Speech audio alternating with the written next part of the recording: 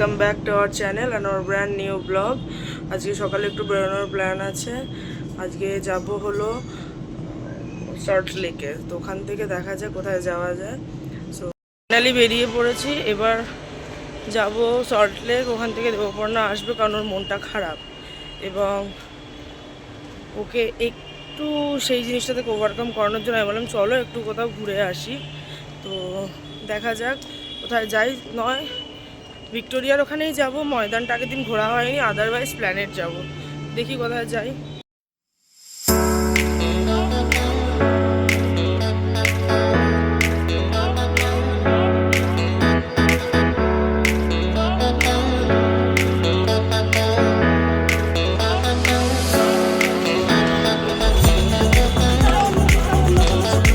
আমি সল্টলেক ঢুকে গেছি, এখন রয়েছে কেষ্টপুর খেয়ার এই পাটটা, মানে বৈশাখীর এদিকটাতে।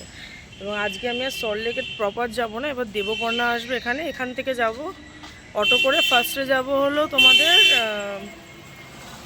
প্ল্যানেট, তারপর ওখান থেকে কিছুটা ঘুরে টুরে ওখান থেকে যাব হলো ময়দান। তো দেখা হচ্ছে প্ল্যানেটে। ফাইনালি চলে এসছে, আজকে স্বয়ং নিজে এসছেন। অন্যদিন আমি যাই, আজকেও চলে এসছে। এবং তারপরে না খুব লোভ লাগলো একটা পেয়ারা মাখা দেখে। তোমার মধ্যে দেখাচ্ছ এই যে,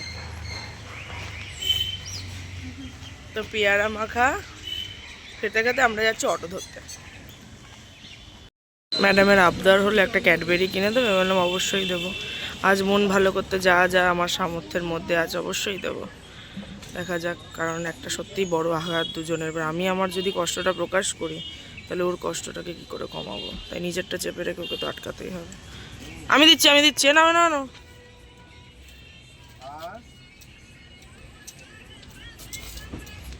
দেখো খুচরো আছে ইয়েতে, ছোট নকে। হ্যাঁ ওখানে কয়েন্স আছে,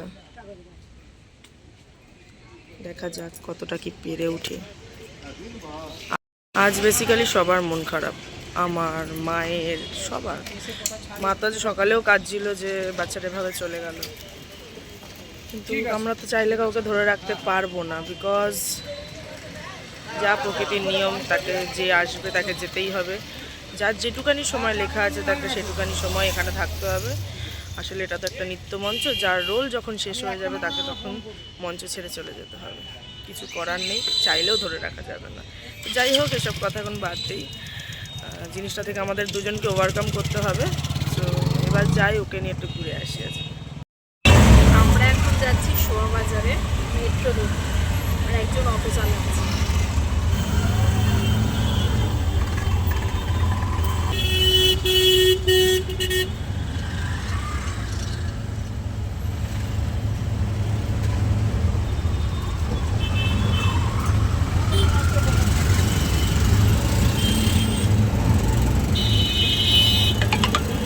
बहुत तेज हो रहा है, बहुत तेज हो रहा। চলে এসেছি মেট্রো ধরতে, দেখা যাক ভিড় হয় কিনা। ভিড় হলে আমি উল্টো পাতে পালাবো। এই যে ও টিকিট কাটতে গেছে, স্প্ল্যানেডের টিকিট, আমরা স্প্ল্যানেডে যাবো।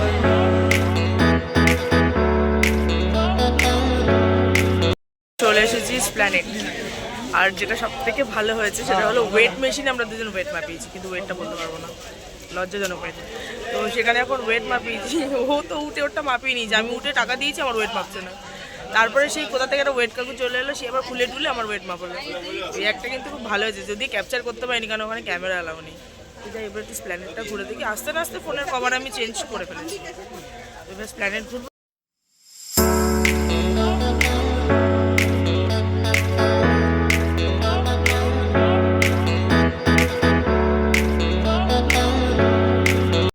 আমরা তো এত দিকে এত রকম টাকা খরচ করি, তো কখনো কখনো এদের থেকেও কিনবেন, কারণ এদের অন্তত কিছু হলেও আমরা হয়তো অজান্তে কোনো সাহায্য করতে পারি।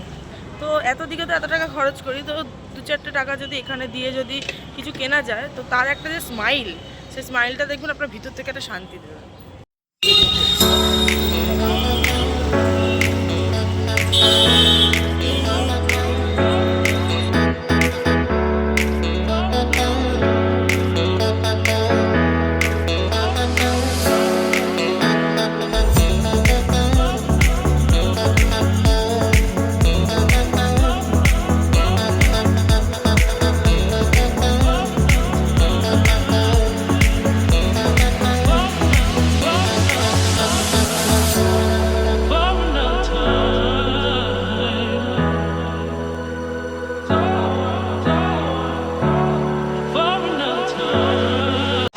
এখানে যে ঘোরাঘুরি করবো স্টেশনে গেছে, ঠিক আছে।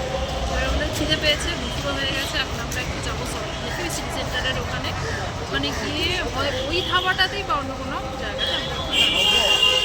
আর আজকে সারাদিন বেশ অনেকক্ষণ ধরে আমি ব্লগে আসিনি, মানে ছিলাম বাট কিছু বলছিলাম না, কারণ তোমরা যারা পেট পেরেন্ট যারা তারা জানো যে কীরকম যায় আমাদের ওপর দিয়ে একটা ঘটনা।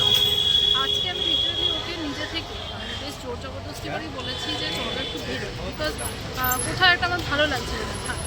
তো এখানে এলাম, এতক্ষণ ঘোরার পর একটু মনটা ভালো লাগছে, এখন একটু মনে হচ্ছে যে হ্যাঁ একটু কথা বলতে পারবো, বিকজ ভেতরটা খুব নিজেকে কোথাও একটা ভালো লাগছিল। তো এখন একটা ফিল গুড ফ্যাক্ট কাজ করছে। তো এনিওয়েজ এখন যাবো সিটি সেন্টার। এবার কীভাবে যাই সেটা একটু ডিসাইড করে নিই, ইদার ক্যাব অর ভাবছি মেট্রো করেই ফিরে। আর সব থেকে যেটা বড় কথা, এখানে প্রচুর কিছু কেনার ছিল কিন্তু আমাকে কিচ্ছু কিনতে দেয়নি। আমি একটা এইটুকানি জিনিসও কিনতে পারিনি। না না, এখন আর কিনতে হবে না। কি বলতো, সামনে শীত আসছে, আমরা শীতের আগে একবার আসবো, আমাদের কিছু উইন্টার কালেকশন কিছু কিনতে আমার হতো, আমার কিছু সোয়েটার। এছাড়াও অরিজিনাল কথা একটু পকেটটা টাইট আছে। তখন আসবো, তখন কিনবো, আর তখন ওর জন্য কিছু জিনিস কিনবো।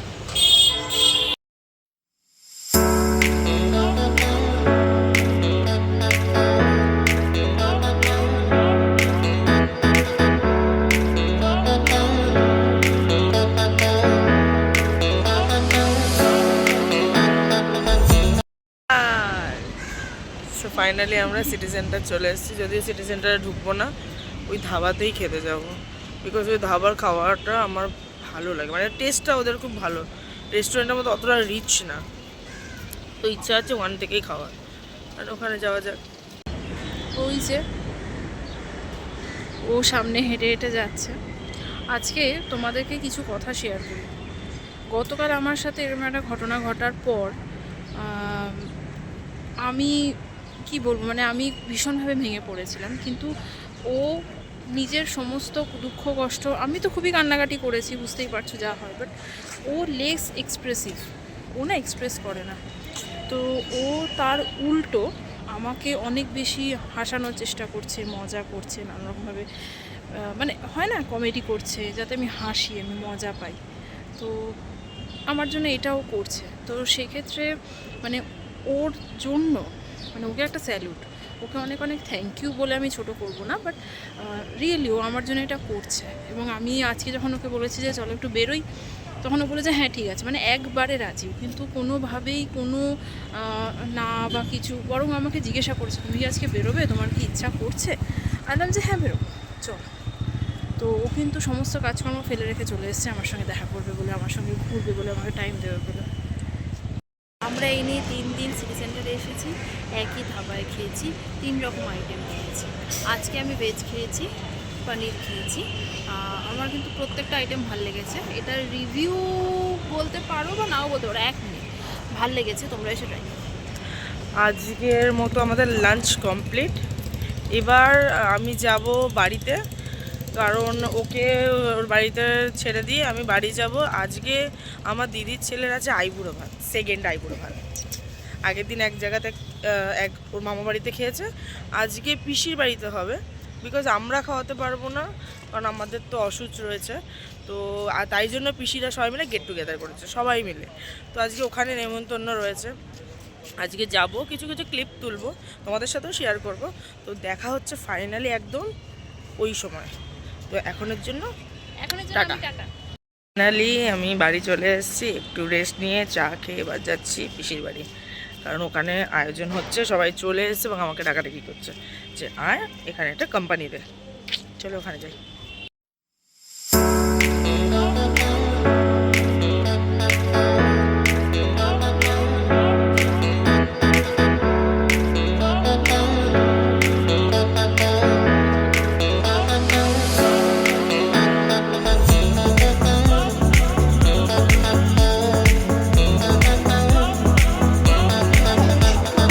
কি করবো?